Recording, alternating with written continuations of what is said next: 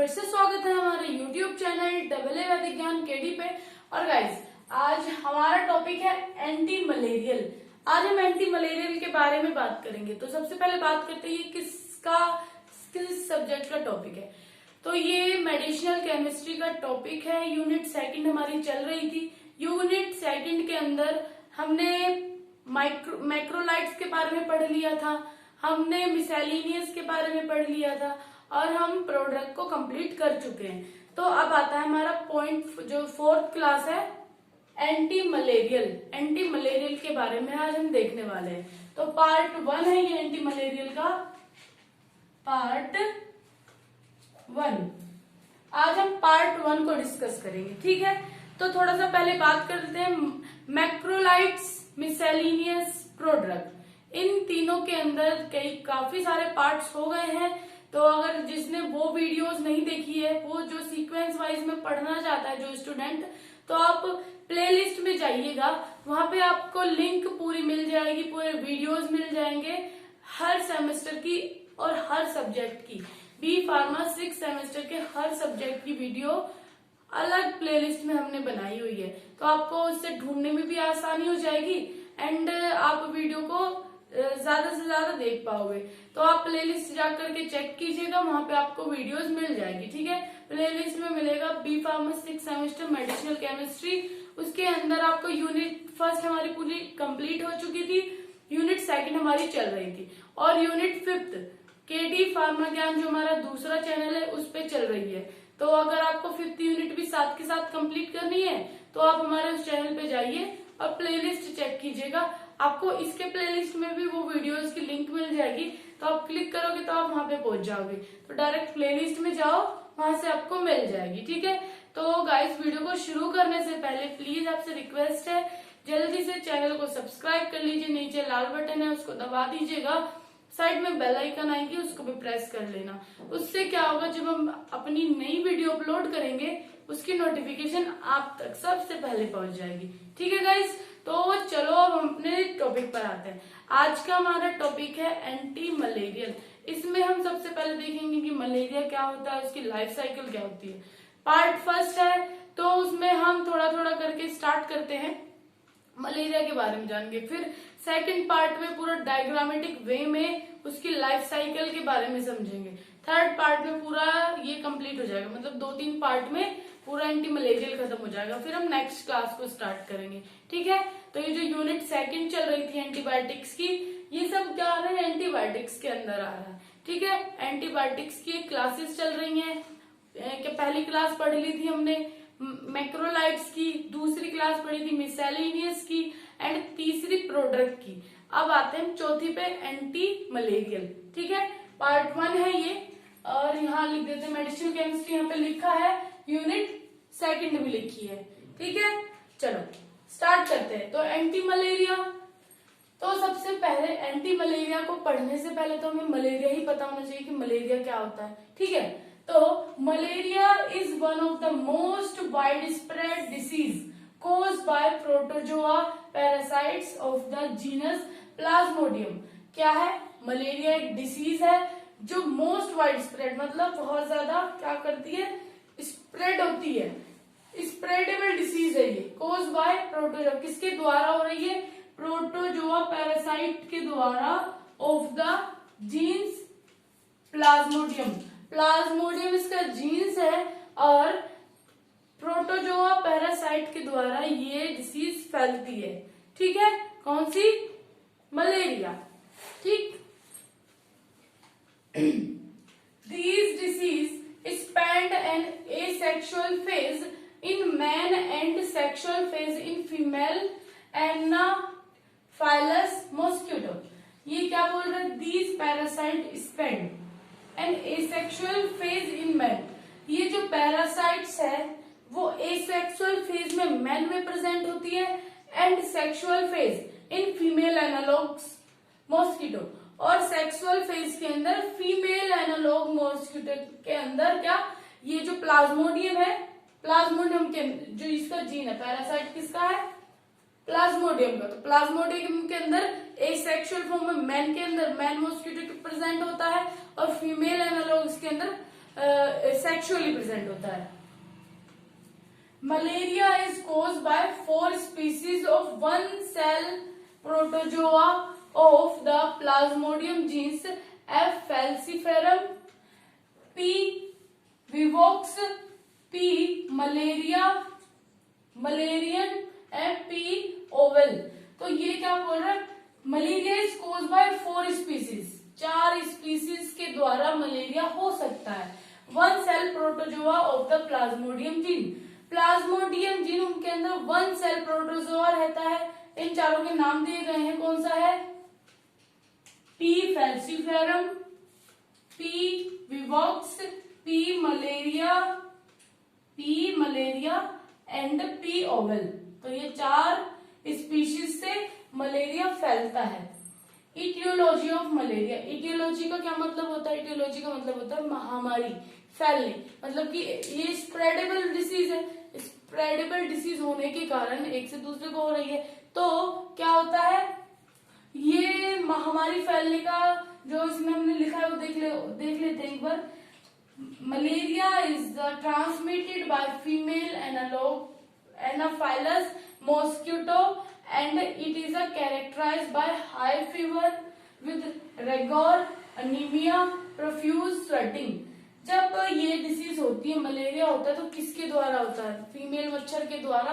जो ये लिखा है यहाँ पे, फीमेल मॉस्किटो के द्वारा ये मच्छर होता है। क्या नाम है, फीमेल एनाफाइलस मॉस्किटो के द्वारा ये जो मलेरिया डिसीज है वो होती है।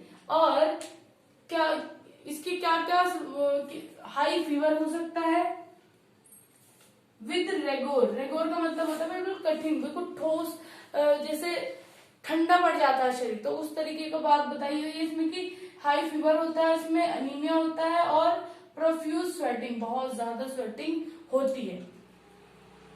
तो क्या होता है इसमें, ट्रांसमिटेड डिसीज है, फीमेल एनाफाइलस मॉस्किटो से हो रहा है।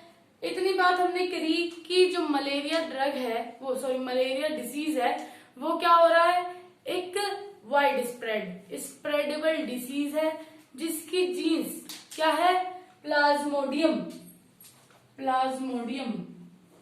ठीक है। और कौन सा पैरासाइट है, प्रोटोजोआ पैरासाइट इसके अंदर है। और कौन से फीमेल मच्छर से ये होता है, फीमेल एनालोगस मॉस्किटो, ठीक है। मलेरिया के बारे में हमने इतनी बात जानी कि जो मलेरिया होता है वो फीमेल एनालोगस मॉस्किटो के द्वारा होता है। और उसमें क्या क्या होता है, हाई फीवर होता है, अनीमिया होता है, स्वेटिंग होती है, ठीक है। ये 3 चीज इसका जो मेन वो है, एक तरीके से बोलो सिम्टम है वो ये तीनों चीजें, स्वेटिंग, अनीमिया और हाई फीवर विद रेगोर, ठीक है। अब जो हम देखेंगे मलेरिया की लाइफ साइकिल देखेंगे, मलेरिया की क्या life cycle of malaria.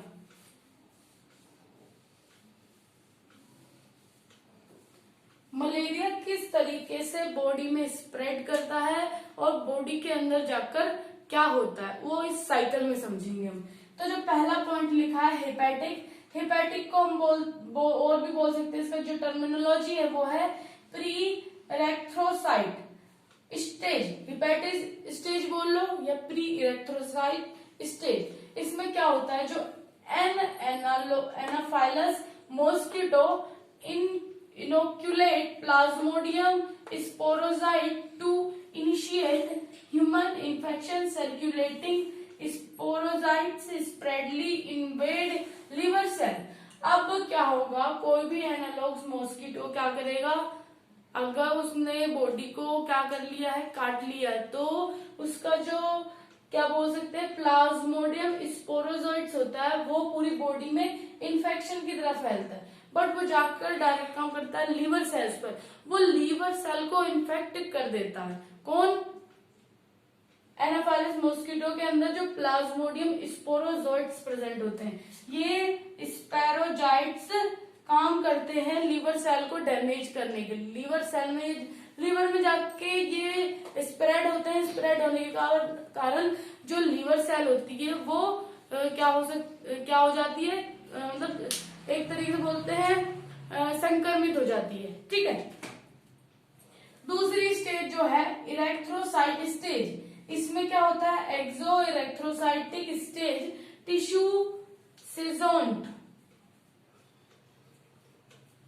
Mature in the liver merozoites are, अब देखो पहले इतना पढ़ो, exo erythrocyte stage tissue schizont mature in the liver. अब जब वो स्पोरोजाइट्स लीवर के अंदर फैल चुके हैं तो अब लीवर के अंदर सीजोन्ट्स मैच्योर होने लगे हैं। फिर क्या होगा, merozoites are subcutaneously release from the liver and invade erythrocytes. अब क्या करेंगे, जो मेरोजाइट्स हैं ये मेरोजाइट्स बन जाएंगे स्पोरोजोइट से, वो पूरे लीवर के अंदर जो आरबीसी इरेक्थ्रोसाइट्स प्रेजेंट है, ये इरेक्थ्रोसाइट्स का मतलब क्या होता है, आरबीसी। आरबीसी कहाँ प्रेजेंट होती है, ब्लड के अंदर। अब लीवर में भी तो ब्लड प्रेजेंट है, तो लीवर में जो ब्लड प्रेजेंट है उसके अंदर जो आरबीसीज हैं उनको ये इन्फेक्ट करती है। इन्फेक्ट करने के बाद जब उनने आरबीसीज को इन्फेक्ट कर दिया है, ओनली इरेक्थ्रोसाइट्स पैरासाइट्स कोज क्लिनिकल इलनेस। जो इरेक्थ्रोसाइट्स की ही वजह से जो क्लिनिकल बीमारी, मतलब जो बीमारी होती है वो इरेक्थ्रोसाइट इन्फेक्टेड होने के कारण ही होती है। मेन जो मलेरिया का कारण है उसमें लीवर के अंदर जो इरेक्थ्रोसाइट्स आरबीसी प्रेजेंट होती है वो इन्फेक्टेड हो जाती है। ठीक है, तो वो कैसे इन्फेक्ट हो रही है, सबसे पहले मच्छर आया एनाफाइलस मॉस्किटो आया, उसने क्या छोड़ा, कहा गया स्पोरोजाइट्स, उसने लीवर को डैमेज करना शुरू कर दिया। अब लीवर को दूसरी स्टेज में, स्टेज 2 में, इरेक्थ्रोसाइट स्टेज में सीजोन वो मैच्योर हो गया। मैच्योर होने के बाद उसने मीरोजाइट्स की फॉर्म में बना। अब मीरोजाइट्स ने आरबीसी को क्या इन्फेक्ट कर दिया। आरबीसी इन्फेक्ट होने के बाद डिसीज हुई, development, sexual stage, gametocytes also develop in the erythrocytes. अब जो फीमेल है, सेक्सुअल फेज यहाँ पे आ गया है, डेवलपमेंट होने लगा। मीरोजाइट्स था, मीरोजाइट्स ने आरबीसी को क्या करा, इन्फेक्ट करा। अब थर्ड स्टेज में सेक्सुअल फेज शुरू हो गया। सेक्सुअल फेज में क्या हुआ, फीमेल एनालॉग्स के अंदर जो गैमेटोसाइट्स हैं वो डेवलप होने शुरू हो गए। किसके अंदर, इरेक्थ्रोसाइट्स के, क्योंकि वो डैमेज हो चुकी थी। Before being taken up by mosquito where they develop into infected sporozoites. ये स्पोरोजाइट्स के द्वारा पूरा इन्फेक्ट कर दिया जाता है। ठीक है, सॉरी। तो इसमें क्या हो रहा है, 3 स्टेजेस हैं। पहली स्टेज है हेपेटिक, दूसरी इरेक्थ्रोसाइट, थर्ड है डेवलपमेंट। पहली स्टेज में एंटर किया स्पोरोजाइट्स, लिवर के अंदर गए। लिवर के अंदर जाने के बाद दूसरी स्टेज में क्या हुआ, उसने आरबीसीज को इन्फेक्ट करना शुरू कर दिया। थर्ड स्टेज में रेप्लिकेशन प्रोसेस हुई, एक सेक्सुअल फेज पहुंच चुकी है, डेवलपमेंट होना शुरू हुआ, तो वो सेल को पूरा डैमेज करके एक सेल से दूसरी सेल को खराब, पूरी सेल को डैमेज करने की कोशिश कर रही है। ठीक है, तो यहाँ पे डेवलपमेंट होना शुरू हो गया। अब टारगेट क्या है, ये जो हम पूरा एक डायग्राम बनाएंगे अपने नेक्स्ट पार्ट में, तो उसको देखना बिल्कुल मत भूलिएगा, क्योंकि वो डायग्रामेटिक वे आपके लिए बहुत ज्यादा इंपॉर्टेंट है। क्यों, अगर आप एग्जाम में पूरा डायग्रामेटिक वे बना के आओगे तो एग्जामिनर पे बहुत ज्यादा इंप्रेशन पड़ेगा और वो मार्क्स देने में बिल्कुल हिचकिचाएगा नहीं। ठीक है, तो वो पार्ट आप जरूर देखना, लिंक आपको डिस्क्रिप्शन बॉक्स में मिल जाएगी, तो वहां से जा करके देख लीजिएगा। ठीक है, अब आ जाते हैं टारगेट। टारगेट में क्या कर रहे हैं, टिश्यू सीजोन्टोसाइट्स, ब्लड सीजोन्टोसाइट्स, गेमेटोसाइट्स। अब जो एंटी मलेरियल ड्रग्स हैं उनकी 2 टाइप की क्लास होती है, टिश्यू सीजोन्टोसाइट्स, ब्लड सीजोन्टोसाइट्स। मतलब कि ये टारगेट करते हैं कि यहाँ पे जाके इसको काम करना है। अगर कोई इन्फेक्टेड सेल है उस पे हम ड्रग्स देंगे। टिश्यू से अगर कोई टिश्यू पे जाके इन्फेक्शन हो रहा है लिवर के अंदर टिश्यू पे, तो वो क्या होगा, टिश्यू सीजोन्टोसाइट्स में ड्रग्स आ जाएंगी। इसमें क्या लिखा है, drug eliminating developing dormant liver form. Tissue schizontocides में हमें क्या करना होता है, यहाँ पे पूरा स्पोरोजाइट्स है, इसको रोकना होता है स्प्रेड होने से, क्योंकि ये लीवर के अंदर जाकर क्या कर रहा है, लीवर की सेल्स को डैमेज कर रहा है। ठीक है, ब्लड सिजोंटोसाइट्स में इरेक्थ्रोसाइट पर जाकर फेज 2 में अटैक हो रहा है। तो यहाँ पे हमें ब्लड सिजोंटोसाइट्स के अंदर जो ड्रग्स आएंगी वो इरेक्थ्रोसाइट को डैमेज होने से बचाएंगी। ठीक है, वो फेज रोका जाता है। और गेमेटोसाइट्स में डेवलपमेंट के लिए रोका जाता है। Drug that kill sexual stage and prevent transmission of mosquito, वही बात है, मॉस्किटो का ट्रांसमिशन होने से रोका जाता है इस स्टेज में। कौन से, गेमेटोसाइट्स में। Drug that kill sexual stages and prevent transmission of mosquito. ठीक है, तो ये थोड़ा मलेरिया के बारे में हमने देख लिया है। अब नेक्स्ट पार्ट में हम पूरा डायग्रामेटिक वे में समझ लेंगे पूरी लाइफ साइकिल को। ये तो आपने पूरा थियोरेटिकल पोर्शन समझा। थियोरेटिकल पोर्शन में क्या समझ में आया, बिल्कुल ऊपर से ये चीज समझो, 3 स्टेज होती है। 3 स्टेज में पहली स्टेज में क्या हो रहा है, जो एनाफाइलस मॉस्किटो है वो स्पोरोजाइट्स को लीवर तक मतलब लीवर में जाके स्प्रेड कर रही है, लीवर डैमेज करने का वो काम कर रही है। दूसरी स्टेज कौन सी है, दूसरी स्टेज है इरेक्थ्रोसाइट स्टेज।